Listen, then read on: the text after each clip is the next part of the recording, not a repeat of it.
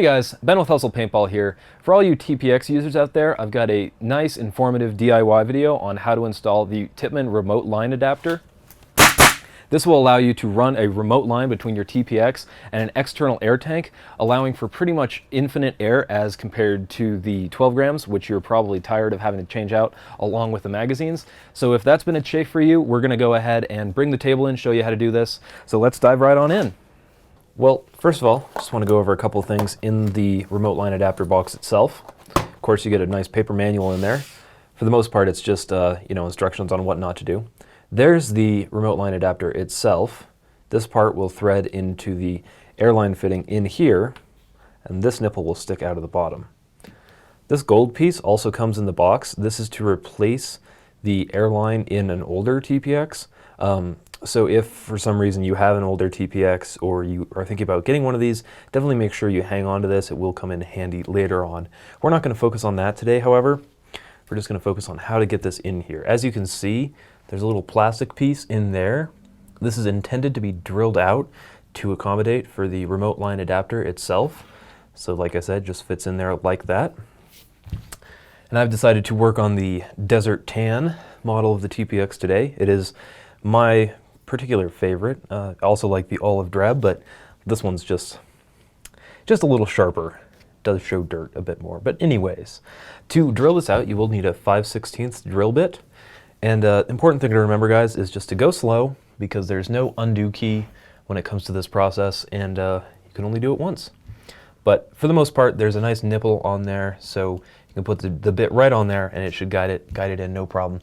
You could take the body halves apart and just drill this left-hand receiver. However, there's really nothing you can damage on the inside. Maybe scratch if you're a little bit, ham-fisted with it, but apart from that, you're all good. So bring our handy-dandy DeWalt in here. Get that lined up. Like I said, just nice and slow, guys.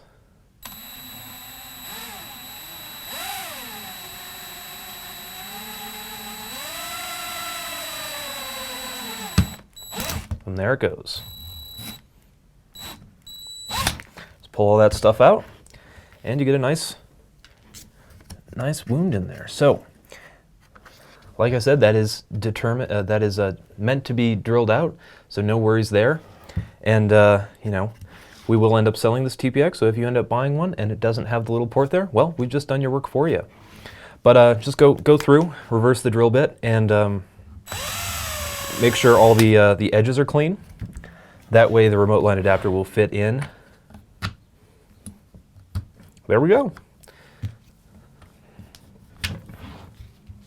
From here, the easiest way to install this remote line adapter is to take your 1/8 Allen key, find the plug back here on the regulator through the hole we just drilled, and unscrew it. If this hole is drilled out sufficiently, it should just fall right out. That way you can take the remote line air adapter, threads this way, screw it in. But just so that you guys know what part we're actually after, I'm actually going to disassemble the entire TPX.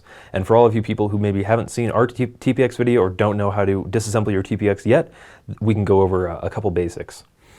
So first of all, you will need this 1/8 Allen key to unscrew all of these body screws. First of all, what I like to do is take out all extraneous bits like the CO2 cap and the barrel, eject the mag, put those all off to the side for now.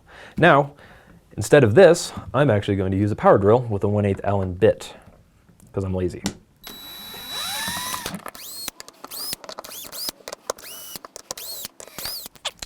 All right, now these should all just fall out. If there are any stubborn ones, you can just grab your 1/8 Allen key and help them on their way. And that's that. Slide these all off to the side for now. Now, the important thing to remember before you pop these clamshells open is to keep your hand on this front block pushing down. That way, when you pop these open, the easiest way to do that, like I just did, is to put your fingers in the mag well. Just pop that open. The reason you need to keep your hand on the front block is everything is under pressure here, so this will want to explode outward as soon as you take the clamshells off. First thing I like to do is remove the front block. That way, it reduces some of the spring tension back here, and I should be able to remove my hands and it won't explode. It's a pain if this thing explodes. You'll lose this breech window, you'll lose the detent in there, and it's very difficult to get those all back in alignment. So first of all, I want to remove the gas line and the CO2 puncture mechanism from the regulator. Rotate the bolt up and remove the regulator from that. I find that's the easiest way. The plug that we're after is this guy here. Just grab your 1/8 Allen key, unscrew that sucker, and there you go. Put the reg back, rotate that down. Now it's important to keep track of this. If for any reason you decide to go back to 12 grams only and you want to do away with your remote line, or not use it for a day, you will need to reinstall this. Otherwise the air is going to flow straight out of the back of the regulator and it's not going to be very fun for you. You're going to lose an entire 12 gram in seconds. In any case, now we just put our front block back, reverse all the steps I just showed you, and you're good to go. Last step, guys, is just to take the remote line adapter, put it in the hole we just drilled, find that port, and screw it in. Just as simple as that. Hand tightening it as much as possible should be enough to ensure that the gun does not leak out the back here. If it does leak for some reason, just grab a wrench, tighten that down all the way. The only other thing you need to do is grab an empty 12 gram, put that in the CO2 receiver so that air does not flow straight from your remote line out the gun that way. It can be full, but then you're just going to end up wasting all the CO2 in that because really you just need the air from that side. So anyways, let's go outside, see if this holds air.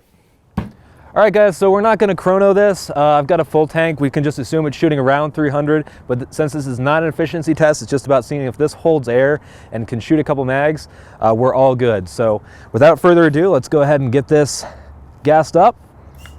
There we go. Don't know if you guys could hear that, but it is holding air, so good news. Grab my mag, slap it in there. Let's go.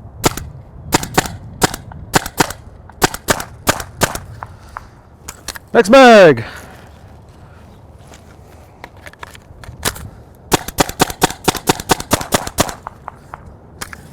Third mag.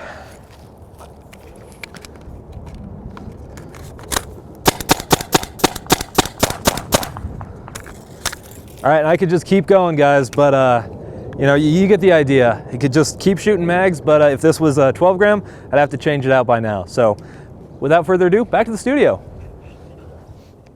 All right, guys, like I said, that's a whole lot easier than having to run with just the 12 grams. With the 12 grams, you'd probably get about 2 or 3 magazines before you had to change the 12 gram out. And that, of course, depends on the temperature and the velocity you set your gun to. With this, we got 3 mags, no problem, hardly made a dent to the air in this 48 3000 on my back. So great news there. Also, I got lucky the first time I ever used this.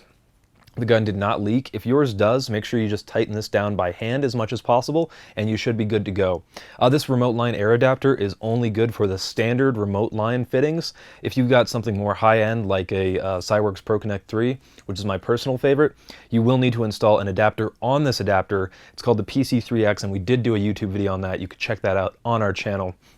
But apart from that, the only real downside with the basic fittings is there's no check valve between the tank and the gun, so you will need to make sure that the air is off at your tank and you degas the marker, and then you'll be able to disconnect this. If you don't turn the air off at the tank and disconnect this, all the air is going to flow straight out of here. You're going to run out of air within seconds and have a pretty bad day. Apart from that, the only downside I can see to running a remote line on your TPX is you can't be all Wild West and twirl your gun. But all kidding aside, guys, that's not really the most important thing. So if you wanted to pick up the remote line adapter, the TPXs, the holster I'm wearing, the tank on my back, or the pack, you could pick those up at hustlepaintball.com. Also make sure to follow us on Twitter, like us on Facebook, subscribe to our YouTube channel, and read our blogs. If you've got any questions or comments, make sure to email us at videos@hustlepaintball.com. And of course, join us on PB Riot, where the conversation everything paintball is always going on. So that being said, guys, I'll see you next time.